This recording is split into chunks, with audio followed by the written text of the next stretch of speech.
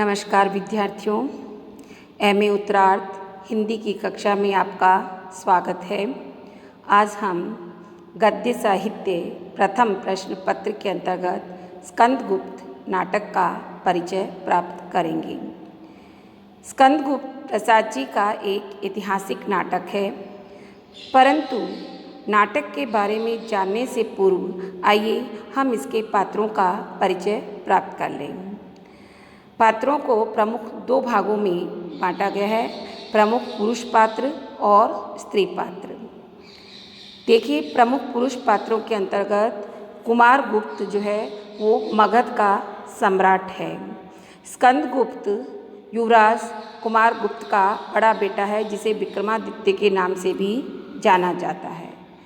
पुरगुप्त कुमारगुप्त का छोटा पुत्र है।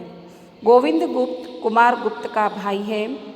पर्णदत्त मगध का महानायक है। चक्रपालित पर्णदत्त का पुत्र है। बंधुवर्मा मालव का राजा और भीमवर्मा बंधुवर्मा का भाई है। मातृगुप्त काव्यकर्ता कालिदास है। प्रपंच बुद्धि एक बौद्ध कापालिक है। शर्वनाग अंतर्वेद का विषयपति है। कुमार धातुसेन सिंघल का राजकुमार है, जिसे कुमारदास भी कहा जाता है। भट्टार्क नवीन महाबलाधिकृत है। पृथ्वीसेन मंत्री कुमार आमात्य है। खिंगिल हूण आक्रमणकारी है। मुदगल विदूषक है। प्रख्यात कीर्ति लंका राजकुल का श्रमण है। इसके अतिरिक्त महाप्रतिहार, महादंडनायक, नंदीग्राम का दंडनायक, प्रहरी, सैनिक इत्यादि पुरुष पात्र भी इस नाटक में आप देखेंगे। स्त्री पात्रों के अंतर्गत देवकी कुमारगुप्त की बड़ी रानी और स्कंदगुप्त की माता है। अनंत देवी कुमारगुप्त की छोटी रानी और पुरगुप्त की माता है, अर्थात स्कंदगुप्त की सौतेली माता है। जयमाला मालव नरेश बंधुवर्मा की स्त्री और मालव की महारानी है। देवसेना बंधुवर्मा की बहन है। विजया मालव के धन कुबेर की कन्या है। कमला भट्टार्क की माता है। रामा सर्वनाग की स्त्री है और मालिनी मातृगुप्त की प्रणयनी या प्रेमिका है। इसके अतिरिक्त सखी, दासी इत्यादि स्त्री पात्र भी इस नाटक में आप देखते हैं। तो स्त्री पात्रों का संक्षिप्त परिचय जान लेने के पश्चात आइए हम थोड़ा नाटक की ऐतिहासिकता के विषय में बात करते हैं। स्कंदगुप्त प्रसाद जी का एक ऐतिहासिक नाटक है। इसमें गुप्तकालीन सांस्कृतिक, राजनीतिक एवं सामाजिक वातावरण का सम्यक रूप से वर्णन देखने को मिलता है। कोई भी साहित्यिक कृति हो जिसका आधार ऐतिहासिक पात्र एवं घटनाएं हो, परंतु फिर भी वह इतिहास से भिन्न होती है, पूरी तरह से इतिहास नहीं होती। कारण इतिहास में केवल तथ्यों का विवरण रहता है, जबकि ऐतिहासिक उपन्यास में लेखक अपनी कल्पना की तुलिका से रसात्मकता उत्पन्न करने का कार्य करके इतिहास रस की सृष्टि करता है। एक साहित्यकार अपनी रचना में चाहे वह ऐतिहासिक ही हो, वस्तु सत्य की अपेक्षा भाव सत्य पर अधिक बल देता है। वह ऐतिहासिक युग के सांस्कृतिक एवं सामाजिक और राजनीतिक वातावरण को आत्मसात करके अपनी कहानी में इस प्रकार से अभिव्यक्त करता है कि वह एक इतिहास रस की सृष्टि द्वारा अपनी कृति को रसात्मकता या भावात्मक बोध के अनुरूप बनाता है। प्रसाद जी द्वारा रचित स्कंदगुप्त नाटक भी इसका अपवाद नहीं है। प्रस्तुत नाटक के पात्र, घटनाएं एवं अन्य प्रसंग इतिहास सम्मत तो है, किंतु कथा वस्तु को गतिशील बनाने एवं घटना के संयोजन में प्रसाद जी ने अपनी सुंदर कल्पना का भी प्रयोग किया है। स्कंदगुप्त नाटक की भूमिका में प्रसाद जी ने उक्त नाटक के पात्र एवं घटनाओं की ऐतिहासिकता पर प्रकाश डालते हुए स्वयं ने ही इस तथ्य को स्वीकार किया है। देखिए, पात्रों की ऐतिहासिकता के विरुद्ध चरित्र की सृष्टि जहाँ तक संभव हो सका है नहीं होने दी गई है। फिर भी कल्पना का अवलंब लेना ही पड़ा है, केवल घटना की परंपरा ठीक करने के लिए। प्रसाद जी ने नाटक के ऐतिहासिक आधार पर विस्तृत प्रकाश डालते हुए उसे 4 उपशीर्षकों में विभाजित किया है, यथा मगध का गुप्त राजवंश, मालव का राजवंश, विक्रमादित्य और कालिदास। इनकी ऐतिहासिकता पर अगर विचार करें तो अनेक शिलालेखों और ग्रंथों में उनका उल्लेख मिलता है, किंतु जिन ग्रंथों का उल्लेख है उस सामग्री का पूरी तरह से उपयोग प्रसाद जी ने अपने नाटक में नहीं किया है। तो आइए हम देखते हैं कि उन्होंने अपने नाटक में कितने पात्र और घटनाओं को ऐतिहासिक रंग दिया है और कितने पात्र घटनाएं जो है वो काल्पनिक है। तो अगर हम पात्रों पर दृष्टि डालें तो इतिहास सम्मत प्रमुख पात्रों के अंतर्गत हम देखते हैं कि प्रस्तुत नाटक का नायक स्कंदगुप्त एक ऐतिहासिक पात्र है। ऐतिहासिक खोजों के आधार पर कुमारगुप्त महेंद्रादित्य ने सन 413 से सन 455 तक राज्य किया था। कुमारगुप्त का पुत्र ही स्कंदगुप्त विक्रमादित्य था, जिसने केवल 12 वर्ष तक सन 455 से 467 तक राज्य किया। उसके चांदी के सिक्कों पर परम भागवत श्री विक्रमादित्य स्कंदगुप्त भी अंकित मिलता है। इसी भांति कुमारगुप्त की मृत्यु के पश्चात पुरगुप्त का शासक बनना भी इतिहास सम्मत है। साथ ही कुमारगुप्त और गोविंदगुप्त का भाई होना भी सिद्ध हो जाता है।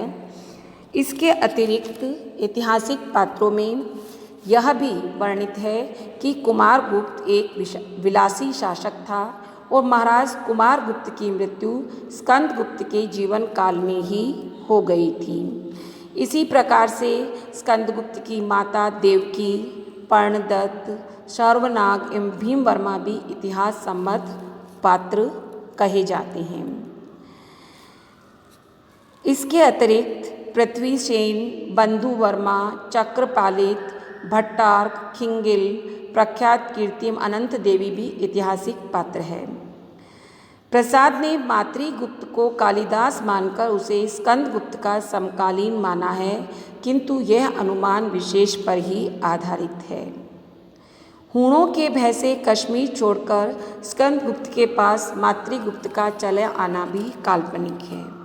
अब हम काल्पनिक पात्रों पर दृष्टि डालें तो देखिए, उपर्युक्त ऐतिहासिक पात्रों के अतिरिक्त प्रसाद जी ने घटना के संयोजन एवं रसात्मकता की दृष्टि से कुछ काल्पनिक पात्रों की भी सृष्टि की है, यथा देवसेना, विजया, मालिनी, रामा, कमला, धातुसेन, प्रपंच बुद्धि, मुद्गल आदि काल्पनिक पात्र हैं।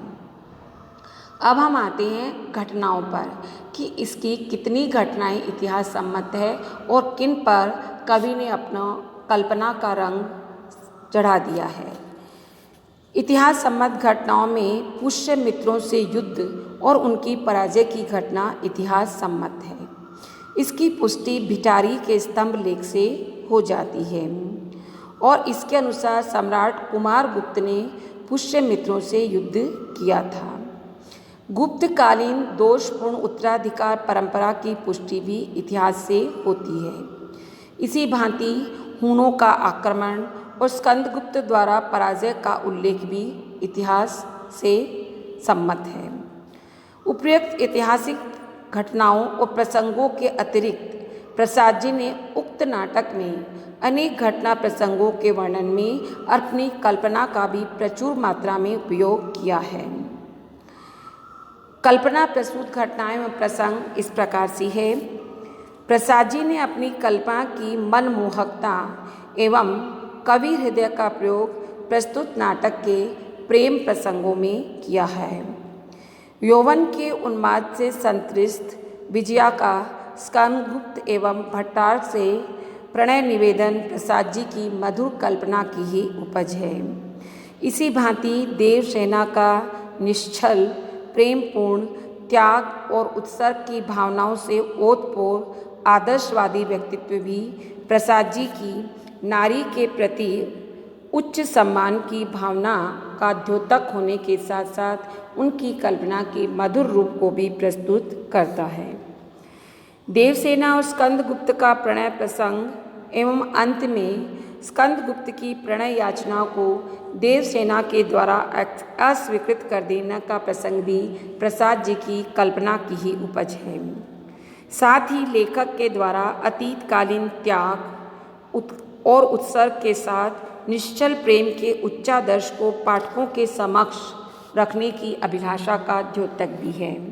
इस प्रकार हम देखते हैं कि कथा वस्तु को रोचक बनाने के लिए नाटककार ने इसमें प्रेम कहानियों का समावेश किया है और इस प्रकार कल्पना से उत्पन्न प्रणय प्रसंगों के समावेश से कथानक रोचक बन जाता है और उसमें एक तारतम्य भी स्थापित हो जाता है।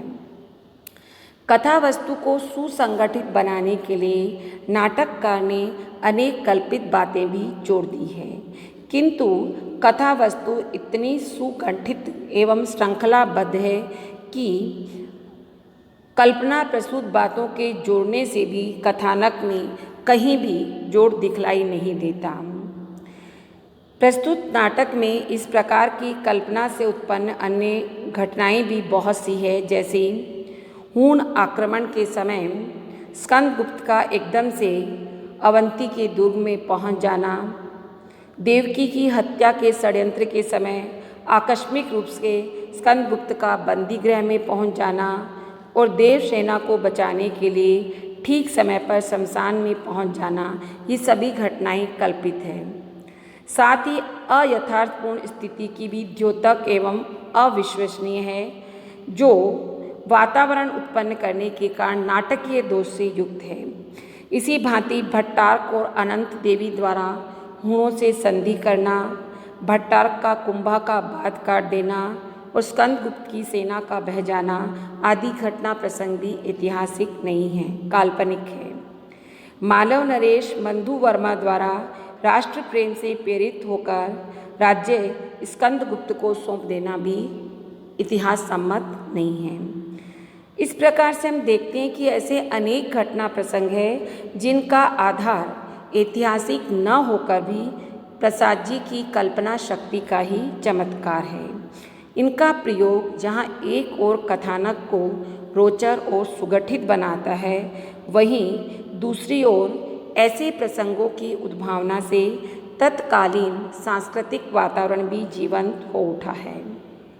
साथ ही राष्ट्रीयता की भावना, देशभक्ति, त्याग और उत्सर्ग की भावनाओं से मुक्त अतीत के उच्च आदर्श को प्रस्तुत करना प्रसाद जी का मुख्य लक्ष्य रहा है और ऐसे घटना प्रसंगों के माध्यम से कवि अपने उद्देश्य में पूरी तरह सफल हुए हैं।